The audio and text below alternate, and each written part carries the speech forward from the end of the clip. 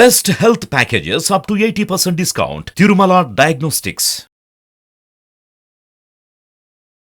Hi అండి, welcome to Suman TV. So మనము ఇదివరకు క్లాస్లో కొన్ని వర్డ్స్ నేర్చుకున్నాం. ఏంటి? హిందీ ప్రొనౌన్సియేషన్, తెలుగు లెటర్స్ తోటి హిందీ ప్రొనౌన్సియేషన్ కొన్ని వర్డ్స్ నేర్చుకున్నాం. సో వాటిని మరి మేడం వర్డ్స్ నేర్చుకుంటే అయిపోతుందా? మాకు వర్డ్స్ని సెంటెన్స్లో మార్చడం రాదు మేడం, మరి మీరు అవి ఎప్పుడు నేర్పిస్తారు? మేము ఆల్రెడీ వర్డ్స్ అన్ని నేర్చేసుకున్నాం మేడం, ఇంకా తొందరగా మీరు మాకు కొంచెం సెంటెన్స్లు నేర్పించండి అంటారా? సో మీకు ఆ సెంటెన్స్ నేర్పించడానికి ఈరోజు వచ్చాను. హిందీలోంచి హిందీ ప్రొనౌన్సియేషన్, తెలుగు అక్షరాలతోటి హిందీ ప్రొనౌన్సియేషన్ సెంటెన్స్ రూపంలో ఎలా మాట్లాడాలో ఈరోజు మనము చూస్తున్నాము. మేడం మీరు కొన్ని కాకుండా కొన్ని ఇంకా ఎక్కువ నేర్పించమంటారా? మీకు ఇంకా ఎక్కువ నేర్పించాలి అంటే కామెంట్ బాక్స్లో పెట్టండి. మీకు ఎలాంటి వర్డ్స్ కావాలి, వాటికి మీనింగ్స్ హిందీలో ఎలా ఉచ్చారణ చేయాలో అవి నేను మళ్ళీ క్లాస్లో మీకు చెప్తాను. సో ఈరోజు చూడండి, ఇదివరకు మనం క్లాస్లో ఏం నేర్చుకున్నాము, కొన్ని వర్డ్స్ నేర్చుకున్నాం కదా, హిందీ వర్డ్స్. వాటికి మేక్ సెంటెన్స్, ఎలా సెంటెన్స్ రూపంలో వాడాలి. ఓన్లీ మనం పదాలు నేర్చుకుంటే అయిపోదు కదా, మళ్ళీ వాళ్ళని వాక్యం రూపంలో మాట్లాడాలి అంటే వాక్యం కావాలి. పదాలు అయితే మనం చెప్పలేం కదా, ఒక్కొక్క పదం అయితే ఇంకొకరితో మనం చెప్పలేం కదా. సో ఎదుటి వాళ్ళతో మాట్లాడాలంటే మనకు వాక్యం కావాలి. సో ఆ వాక్యాలను ఈరోజు మనము చూస్తున్నాం. చూడండి, ఇక్కడ మీరు గొడవ పడొద్దు, దాన్ని ఏమంటారు హిందీలో? ఆప్ లడో మత్, మీరు గొడవ పడొద్దు. ఇక్కడ నీవు గొడవ పడవద్దు అని అంటే తుమ్ లడో మత్ యా झगड़ा మత్ కరో. झगड़ा అని కూడా అంటారు, झगड़ा మత్ కరో అని కూడా అంటారు. ఇక్కడ మీరుకు బదులుగా నీవు అంటే తుమ్, మీరు అంటే ఆప్. మీరు గొడవ పడవద్దు అంటే ఆప్ లడో మత్, అంటే అది గొడవ పడవద్దని. నెక్స్ట్ చూడండి, అతను నా శత్రువు, వాడితో మాట్లాడొద్దు అని అంటూ ఉంటాం కదా. సో మరి దాన్ని హిందీలో ఎలా అంటారు? ఓ మేరా దుష్మన్ హై, ఉస్సే బాత్ మత్ కరో. ఓ మేరా దుష్మన్ హై, ఉస్సే బాత్ మత్ కరో అని అంటాము. ఏమంటారు? అతను నా శత్రువు అంటే హిందీలో ఏమంటారు? ఓ మేరా దుష్మన్ హై. సో నెక్స్ట్, నాకు మీపై నమ్మకం ఉంది, నాకు నీపై నమ్మకం ఉందబ్బా, ఆ పని నువ్వు చేసేసేయి, నువ్వు చేస్తావని నమ్మకం ఉంది అని అంటాం కదా. సో అలాంటి సెంటెన్స్ని మరి ఏమనాలి? ముझे आप पर भरोसा है, ముझे आप पर भरोसा है. మీరు అన్నప్పుడు ఆప్, తుమ్ అన్నప్పుడు ముझे तुम पर भरोसा है. ఇక్కడ మీ పై అన్నప్పుడు ఆప్, లేదంటే తుమ్. చిన్నవాళ్ళు ఉంటే मुझे तुम पर भरोसा है, ये काम करो तुम, मुझे मालूम है तुम ये काम करो, कर सकते हो तुम, मुझे भरोसा है तुम्हारे पर అని అంటాము. ఓకే. నెక్స్ట్, అతనికి దారి తెలియదు, పిల్లలకు దారి తెలియదు. పిల్లలు అక్కడ వెళ్ళాలంటే దారి తెలియదు కదా.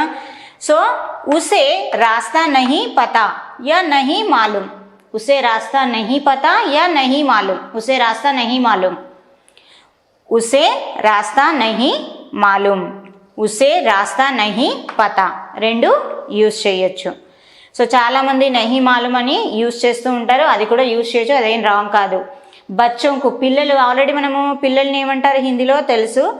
బచ్చోంకు రాస్తా నహీ మాలూమ్, బచ్చోంకు ఇక్కడ మనము ఉసే, అతనికి బదులుగా పిల్లలకు దారి తెలియదు, బచ్చోంకు రాస్తా నహీ మాలూమ్.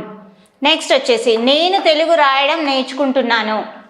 మనం నేర్చుకుంటున్నాను అని అన్నాం కదా, సెంటెన్స్ నేర్చుకున్నాం కదా, ఏమంటారో హిందీలో. సో దాన్ని సెంటెన్స్ ఏంటి?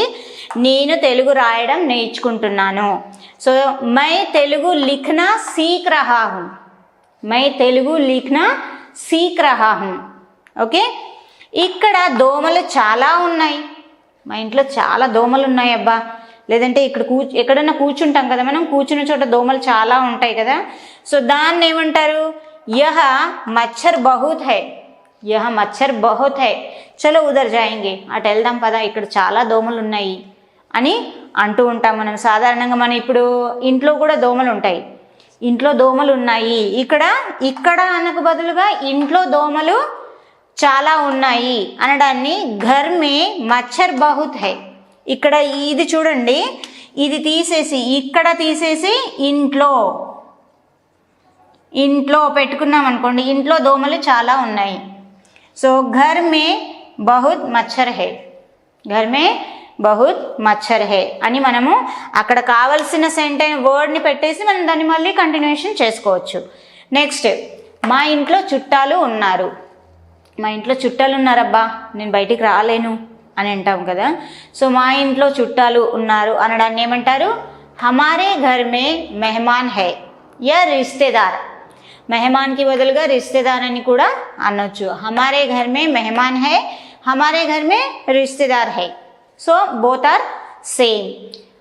ఎవరైనా ఇంట్లో చుట్టాలు ఉన్నప్పుడు దాన్ని ఎలా చెప్పాలి? హమారే ఘర్ మే మెహమాన్ హై. ఇంట్లో సరుకులు అయిపోయాయి.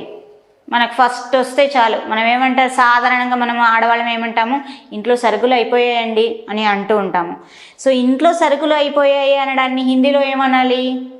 మీరు మీ హస్బెండ్తో కానీ మీ ఎవరితోనైనా చెప్పడానికి ఇంట్లో సరుకులు అయిపోయాయి అత్తమ్మ, ఇంట్లో సరుకులు అయిపోయాయండి అంటాం కదా.